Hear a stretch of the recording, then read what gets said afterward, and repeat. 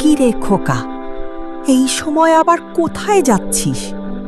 দেখছিস না আকাশটা কেমন করে আছে? যে কোনো সময় ঝড় বৃষ্টি নামবে। মাঠে যাব মা। ভুবন কাকাদের অনেক ফসল কাটা পড়ে আছে, ফসলগুলো সব খামারে তুলে দিতে হবে। এখন না বেরোলে হয় না? আমার কেমন ভয় করে রে খোকা। না গেলে চলবে না মা, ভুবন কাকাকে কথা দিয়ে রেখেছি। এই বৃষ্টিতে যদি ফসল ভিজে যায় সব নষ্ট হয়ে যাবে। আর ঘরে চালও তো প্রায় শেষ। আজকের ভাড়াটা না পেলে কাল হাঁড়ি চড়ানো মুশকিল হবে।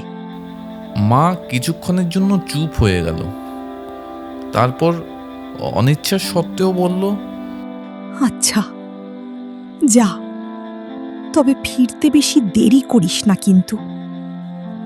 চিন্তা করো না মা, আমি কাজ সেরে তাড়াতাড়ি ফিরে আসব। তোমাকে একা ফেলে কোথাও থাকবো না। শিবু গরুর গাড়ি নিয়ে গ্রামের কাঁচা রাস্তা ধরে এগিয়ে চলল। রাস্তায় যেতে যেতে শিবুর হঠাৎ চোখ গেল হরি কাকার চায়ের দোকানে। সামনের বেঞ্চে বসে হারাদন দাদু আর নিতাই কাকা চায়ের কাপে চুমুক দিচ্ছিলেন। এমন সময় হঠাৎ নিতাই কাকা বলল, হ্যাঁ শিবু, এই দুর্যোগ মাথায় নিয়ে কোথায় যাস রে? মাঠে যাচ্ছি কাকা, বৃষ্টি আসার আগে কিছু ফসল খামারে তুলে দিতে হবে। এরই মধ্যে হঠাৎ হারাদন দাদু বলে উঠল, আজকে রাতটা ভালো ঠেকছে না রে শিবু। একে তো অমাবস্যার রাত, তার উপরই ঝড়ের ভাব। কাজ সেরে খুব বেশি রাত করিস না আজ। তোর মাও তো বাড়িতে একা। আচ্ছা দাদু, মাথায় থাকবে। এখন আসি তাহলে। শিবু গরুর গাড়ির লাগাম টেনে সরাসরি ভুবন কাকার মাঠের দিকে এগিয়ে গেল। ভুবন কাকা ব্যস্ত হয়ে ধানের আটিগুলো সব জড়ো করছিল।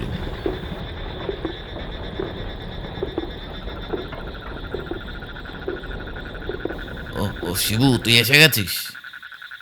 বৃষ্টি আসার আগে ফসলগুলো সব নিয়ে যেতে হবে, বুঝলি তো? চল, হাত লাগা। হ্যাঁ কাকা, চলো, বৃষ্টি আসার আগে যতটা পারি তুলে ফেলি। শিবু আর ভুবন কাকা মিলে কাজ করতে শুরু করলো।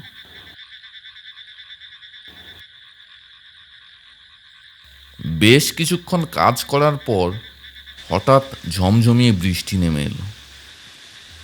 এইদিকে মাঠে এখনো বেশ কিছুটা ফসল পড়ে আছে। বৃষ্টিটাও যেন আরো বেড়েই চলেছে। তাই ভুবন কাকা বলল, না, এর মধ্যে আর কাজ চালানো যাবে না, বুঝলি তো? বেশ রাতও তো হলো। সেটাই কাকা, এই বৃষ্টি মাথায় নিয়ে আর কাজ করা যাবে না। এই নে তোর পাওনা, বাকিটা পরে দেখা যাবে।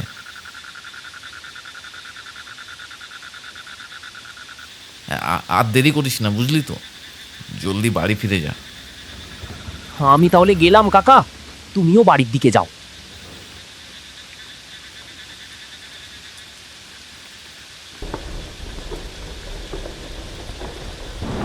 শিবু গরুর গাড়ি নিয়ে ধীরে ধীরে বাড়ির দিকে এগিয়ে চলল।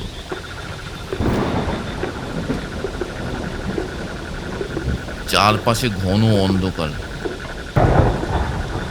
আর বৃষ্টি যেন একই রকম ভাবে হয়েই যাচ্ছে। ধুর, অনেক দেরি হয়ে গেল আজ। এই বৃষ্টিটাও এখন নামতে হলো। মা নিশ্চয়ই একা বসে চিন্তা করছে।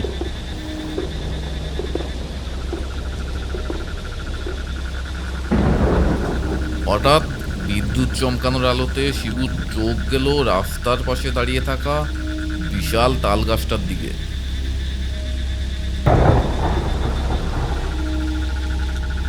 ঝড় বৃষ্টির মধ্যে গাছটা যেন কোনো বিশাল দানবের মতো হাত পা ছড়িয়ে দুলছে।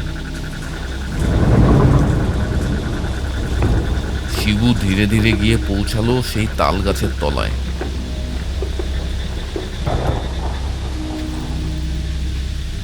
হঠাৎ তার চোখ গেল তাল গাছের তলায় রাস্তার পাশে একটা বেশ বড় তাল পড়ে আছে।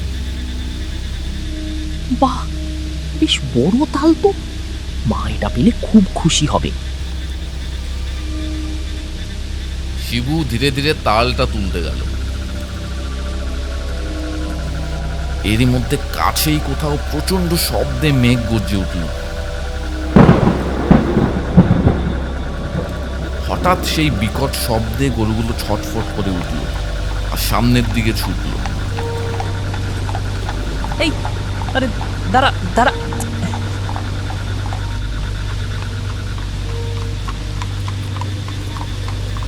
শিবু নিচু হয়ে গাছের নিচে পড়ে থাকা সেই বড় তালটা তুলতে যাবে।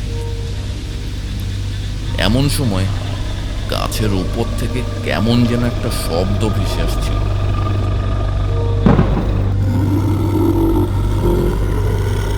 শিবু ধীরে ধীরে ওপরের দিকে তাকালো।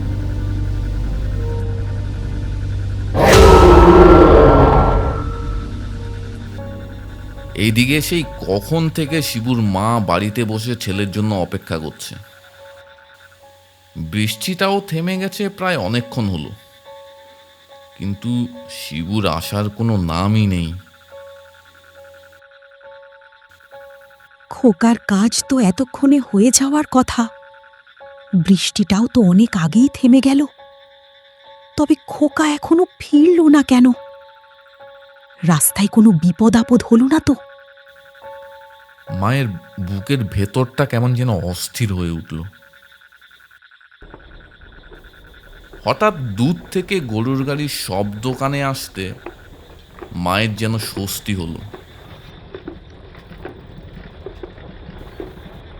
যাক, খোকা ফিরল তাহলে। মা উঠোনে দাঁড়িয়ে রাস্তার দিকে তাকিয়ে আছে। গরুর গাড়িটা ধীরে ধীরে এগিয়ে এসে বাড়ির উঠোনের সামনে থামল। কিন্তু এ কি, শিবু গাড়িতে নেই। খোকা, কোথায় তুই?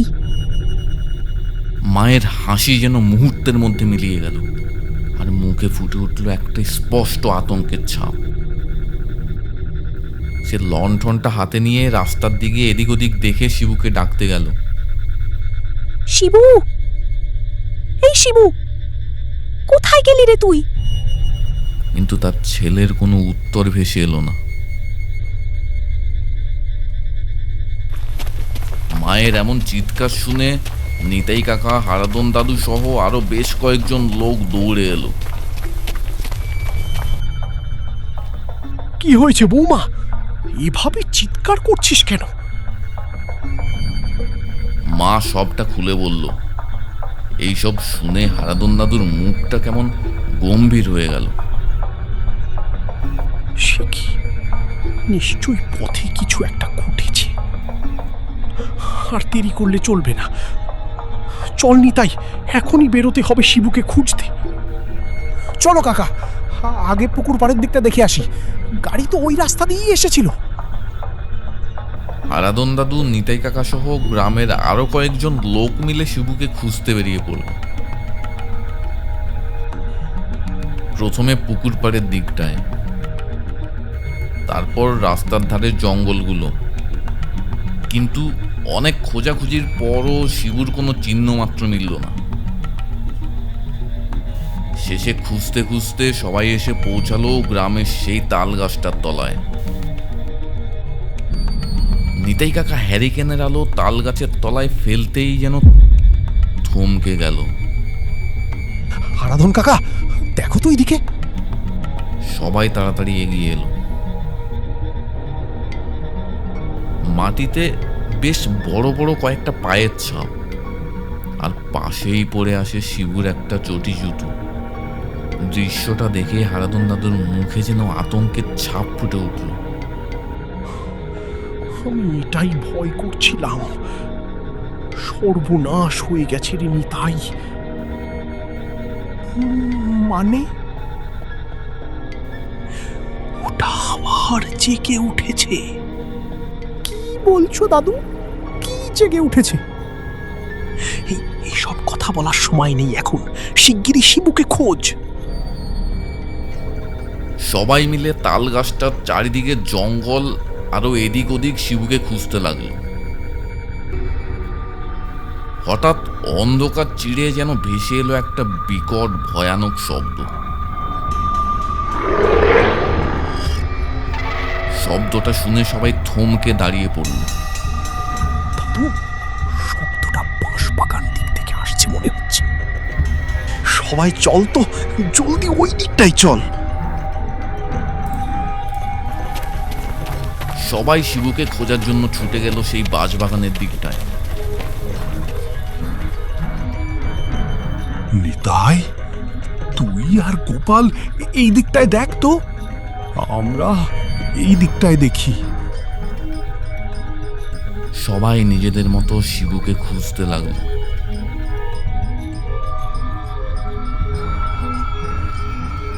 হঠাৎ নিতাই কাকার কানে একটা অস্পষ্ট শব্দ ভেসে এলো। মনে হচ্ছে যেন শব্দটা খুব কাছ থেকেই আসছে। নিতাই কাকা সতর্ক পায়ে ধীরে ধীরে শব্দের উৎসের দিকে এগিয়ে যেতে লাগলো। কিছুটা সামনে যেতেই চোখের সামনে ভেসে উঠল এক ভয়ঙ্কর দৃশ্য। তার থেকে আর কয়েক হাত মাত্র দূরে দাঁড়িয়ে আছে একটা বিকট অদ্ভুত প্রাণী। ঠিক তখনই হারাধন দাদু আর বাকিরা দৌড়ে এসে পৌঁছালো। একসাথে বেশ কয়েকটা হ্যারিকেনের আলো পড়তেই প্রাণীটা এক বিকট চিৎকার করে অন্ধকারেই মিলিয়ে গেল।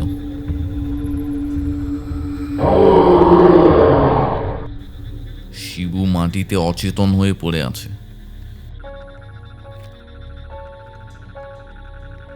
তার শরীর ঠান্ডা হয়ে গেছে আর শ্বাস যেন খুব আস্তে আস্তে চলছে। কিছুক্ষণ পর ধীরে ধীরে চোখ খুলল শিবু, কিন্তু তার চোখে মুখে স্পষ্ট আতঙ্কের ছাপ।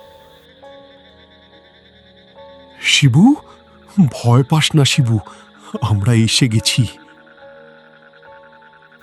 সবাই মিলে শিবুকে ধরে কোনো মতে বাড়ি নিয়ে গেল। খোকা, কি হয়েছে তোর? কেমন করে হলো তোর এই অবস্থা? ফিরছিলাম, তখন তাল গাছটার নিচে একটা বড় তাল পড়ে থাকতে দেখে তুলতে গেলাম। তারপর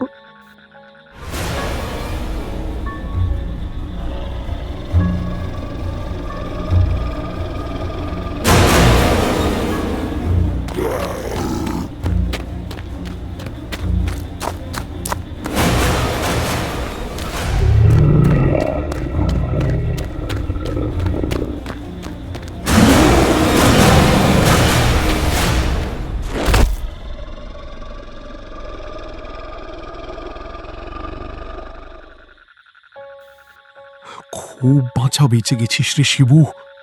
ওর শিকারে পড়ে কেউ এভাবে ফিরে আসে না। ও কিন্তু আবার আসতে পারে। তাহলে এখন কি হবে দাদু? কাল সকালেই এই তাল গাছটার একটা ব্যবস্থা নিতে হবে।